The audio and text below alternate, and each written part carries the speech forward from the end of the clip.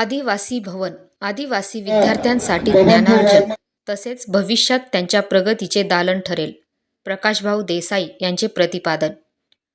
परळी पळवली येथे आदिवासी भवनाचे शानदार लोकार्पण.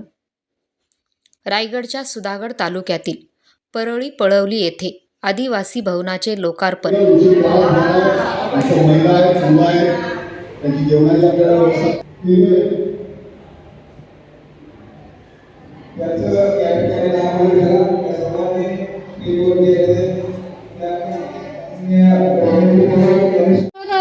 मुलांची प्रगती होईल व आता जशा मॅडम बोलल्या शिक्षण तुम्ही घेतलं, लग्न लहान वयात न करता मुलीचं वय 19 आणि मुलाचं वय 21 याप्रमाणे जर तुम्ही केलं तर तुमच्यामध्ये खरंच खूप चांगली प्रगती होईल.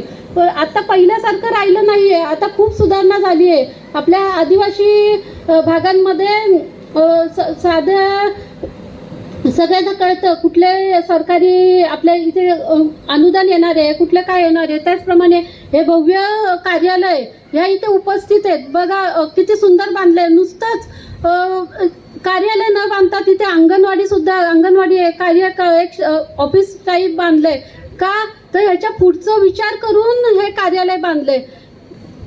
ज्याप्रमाणे वयाच्या 25व्या वर्षी आपले हुतात्मे नागू महादू कधी हे आपल्या देशासाठी हुतात्मे झाले, तसे तुमच्यातले त्यांच्याच जोडीला अजून क्रांतिकारी हुतात्मे झालेले आहेत.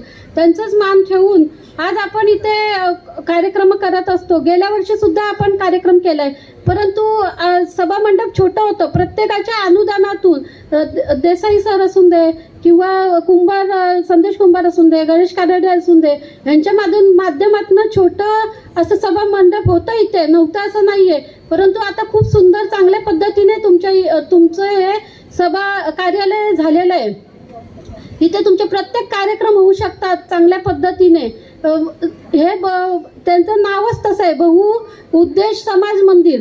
का तर तुम्ही सगळ्यांनी एकत्रित येऊन इथे विचारधारणा तुमच्या मांडल्या गेल्या पाहिजे. लहानापासून मोठ्यांपर्यंत तुमचे कार्यक्रम इथे व्हावे म्हणून या उद्देशाने केंद्र सरकारने हे कार्यालयाला अनुदान दिलंय. खूप सुंदर चांगलं परिसर आहे.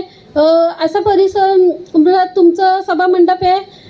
ह्या कार्यक्रमाला मला इथे 2 शब्द बोलायला दिल्याबद्दल सगळ्यांचे धन्यवाद मानते.